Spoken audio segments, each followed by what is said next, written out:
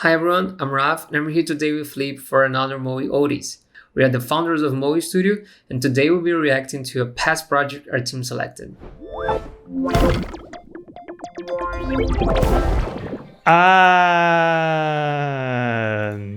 RRS. This was a nice one. This was a good one. I love this project.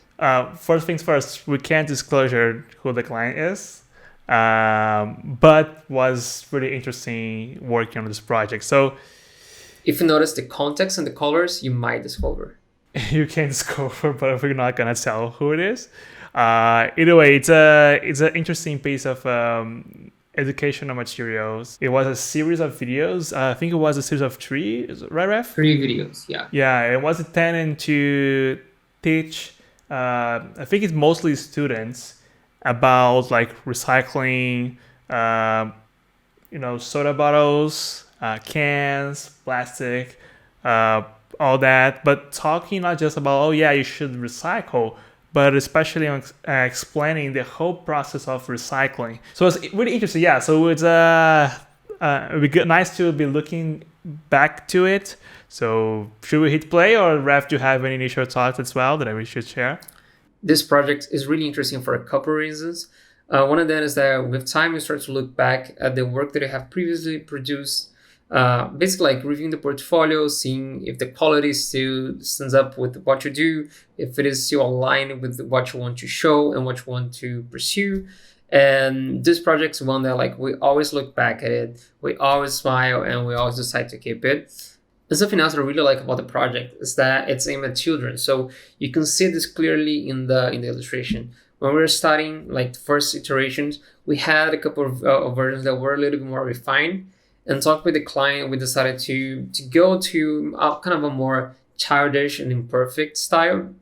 Like it's still beautiful, it still looks really nice. We're able to leave some rough edges. Like we're actually forced, not by the client, but like when we were doing things, like our mind was trying to do things more organic and perfect, and we're still having to kind of give a little bit of some rough edges, and also using a little bit of texture here and there to bring this more childish and kind of free style. So yeah, it's be nice to look back at this again and see how it survive with the pass of time. They say it's important to recycle plastic bottles. But why? The answer starts underground or the ocean floor, where crude oil is pumped up through the ground and sea in long pipes and sent to an oil refinery. Likewise, natural gas is extracted from rock formations deep under fields and waterways. So like this initial scene I remember was pretty interesting, as the concept was to create this, it's not like an infinite vertical movement, like a continuous movement going from the bottom to the top, especially because here we talk about exactly this as getting, the crude oil from the fossil oil, I believe, like the from the ground and all the way how it moves, that is gonna later on become what is plastic. So part of as well of this video is not showing the recycling part of this, but all the work that is necessary to create plastic, and later on, of course, bring in recycling as an alternative for that, a much better alternative for that. Crude oil and natural gas are raw materials. So next, they'll go through a process using energy and water to alter their structure. A lot of this video was, if you look at this, it's not, a perfect shape. It's not like the lines, the curves are perfect. We have those imperfections that bring more as handcrafted style to this piece, and at the same time, as I mentioned at the beginning, it's to talk with children and with teenagers as well. So this can resemble more to them as something that is more capable of touch. Like it's more like within this spectrum of. It's more natural and organic. Yeah, it's more natural to what they, let's say, they would draw, they would be involved with. So that's why like a design decision for this piece to look more attractive to this type of audience. But at the same time, show it as, yeah, it's a serious thing. It's the language is not like this childish language, but it's in a tone, in a way that we can communicate those points and make it engaging for this audience. Starting with a chemical reaction. Hundreds of thousands of small molecules called monomers combine to form a polymer chain. Millions of polymer chains are formed at once, creating a mass known as a resin.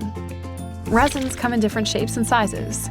Pellets like these are what's used in plastic manufacturing. Yeah, I remember this whole sequence here on how we could, make the animation get the flow of this process. Because the thing is, following the script is more like one thing. So step 1, 2, and 3, and we wanted this to be, of course, interesting for the audience. So I remember, as we're trying to get into this spacing, you understand, okay, so how much animation should we add this? At the same time, it's a big piece, a long piece, 2.5 minutes. So how much animation makes sense to be added there? So, and I remember like some challenges of how we're gonna be showing this process, the molds, and all that. And we had to do a lot of research in this project. Something that is really interesting in those kind of projects is that we always need to study a lot and guarantee that anything that we are showing or animating is correct. Not only because obviously you want to represent things as they are, as real as possible, but because a lot of times for the animation, we need to simplify some of the visuals. Sometimes just because it might take a lot of time and effort. Sometimes it's just because we might be adding a lot of information that might make things confusing, because when we are doing research, we get confused. We have to watch several videos and look at several references to understand exactly what is kind of the minimal information that we need to show to guarantee that we are showing something that looks as close as possible to the real version, but not something that may overwhelm the viewer and kind of getting them confused. It takes a lot of work and materials to make one single bottle, which is why recycling is so important. Putting a bottle in the trash means it will likely end up in a landfill, where these useful resources won't get a chance to take on a new life. Littering is even more destructive, wasting natural resources and creating a negative impact on our communities, wildlife, and environment. But recycling a bottle enables these resources to keep being useful. After being put in a recycling bin, plastic bottles get hauled to a materials recovery facility, or MRF, where recyclables are dumped. We had to do like a little trick here, because we have the labels here on the bottles. But so when the labels go here, we basically do like a little fade, so you can see like a little change in opacity, and then the labels start to go there. So it's like a little solution that we found to showcase this, as it would be hard to actually show the label coming out of each bottle. And at the same time, this magnet part here, what I remember was interesting. I remember like trying to get a sense of this, this magnetic movement, and also the same for the hands. So the hands was, we had to do like a mix of different layers in terms of what is in the front, what is the back, and how we're gonna showcase that the hand is grabbing this. There's a lot of technical stuff going on here. Actually, it doesn't look like that much, but I remember like when developing this, there was a lot of things we had to consider working on that. I'm not sure if everyone knows about this. I believe everyone knows it, but so we have to show like metals being, coming into the magnets, but it still have the cans here, because aluminum, even though it's a metal, is not attracted to by the magnets. So as part of the research, as Raff was saying, like the same thing, like remember this. So not only because we have metals there, all of them we go to the magnets. Aluminum is one of them that is not attracted by magnets. So there's a little detail that we had to add there. And plastics are sorted by visual inspection using a combo of machines and people. Plastic is then sorted into categories by type. Once enough bottles have been accumulated, they're compacted into giant bales and sent to a plastic reclaiming plant. There, they're shredded into flakes. Yeah, like how to represent the flakes, for example, because in the real world we will have hundreds, thousands, millions of flakes, but here we couldn't show all of them. Not only because we need to have the exact amount for the viewer to understand and to comprehend what is happening, but also because those animations, they are done individually. Like all those elements, they are animated individually. So if we have 100 flakes, it will take a lot of time, and like the effort to make this animation wouldn't be worth it, because we will end up getting the viewer a little bit confused. Ultimately, all the plastic is washed thoroughly to remove contaminants and prepare them for their new life. The flakes are then melted down into resin pellets to be used to make new bottles or other cool things. The simple act of recycling a bottle gives it a new life, preserves resources and energy, keeps our planet healthy, and makes a big impact.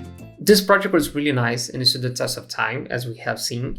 But what I like the most about it is that it was the first project that we did for education. Like animation with the purpose of improving and simplifying complex topics for education. And it was an eye-opener in terms of the possibilities that we can have and the power that animation has to simplify complex topics. This kind of edutainment style is something that we do a lot today, and it's something that everyone in the team loves doing. This to me is one of the reasons why it's one of my favorite videos.